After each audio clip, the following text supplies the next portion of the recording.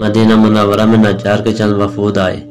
ہر طرف ہنگامہ اور شور برپا ہونے لگا۔ حضرت عمر رضی اللہ تعالیٰ عنہ نے حضرت عبد الرحمن بن عوف رضی اللہ تعالیٰ عنہ سے فرمایا کہ آؤ چلو ہم اس رات چوری وغیرہ سے لوگوں کو بچانے کے لیے پہرہ داری کریں۔ چنانچہ وہ دونوں رات بھر پہرہ داری کرتے رہے اور جس قدر اللہ نے ان کے لیے لکھا تھا نمازیں پڑھتے رہے۔ اسی دوران حضرت عمر رضی اللہ تعالیٰ عنہ نے کسی بچے کے رونے کی آواز سنی تو آواز کی طرف متوجہ ہوئے، جا کر اس کی ماں سے کہا جو اس کو چپ کرانے کی کوشش کر رہی تھی، خدا کا خوف کرو، اپنے بچے کا خیال کرو۔ یہ کہہ کر اپنی جگہ واپس چلے گئے۔ پھر تھوڑی دیر بعد بچے کے رونے کی آواز آئی تو دوبارہ اس کی ماں کے پاس گئے اور اسی طرح اس کو سمجھا کر واپس آ گئے۔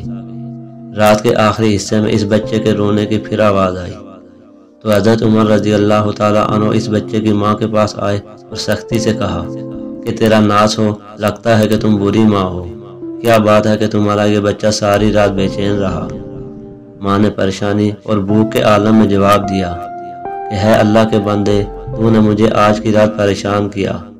میں اصل میں اس بچے کو دودھ چھوڑانے کی مشق کرا رہی ہوں مگر یہ انکار کرتا ہے۔ حضرت عمر رضی اللہ تعالیٰ عنہ نے حیران ہو کر پوچھا کہ ایسا کیوں کر رہی ہو؟ بچے کی ماں نے کہا کہ اس لیے کہ حضرت عمر رضی اللہ تعالیٰ عنہ اسی بچے کا وظیفہ مقرر کرتے ہیں جس کا دودھ چھڑا لیا گیا ہو۔ یہ سن کر حضرت عمر رضی اللہ تعالیٰ عنہ خوف سے تھر تھرانے لگے اور اس سے پوچھا کہ اس بچے کی کتنی عمر ہے؟ اس کی ماں نے بتایا کہ اتنے مہینے ہے۔ حضرت عمر رضی اللہ تعالیٰ عنہ نے کہا کہ تیرا ناز ہو تو اس کا دودھ جلدی نہ چھڑا۔ یہ کہہ کر حضرت عمر رضی اللہ تعالیٰ عنہ واپس آ گئے۔ فجر کی نماز پڑھائی تو لوگوں نے آپ کی قرات کے دوران آہ و بکا کا غلبہ محسوس کیا۔ جب سلام پھیرا تو فرمایا کہ عمر کے لیے تنگی ہو، مسلمانوں کے کتنے بچے مر گئے۔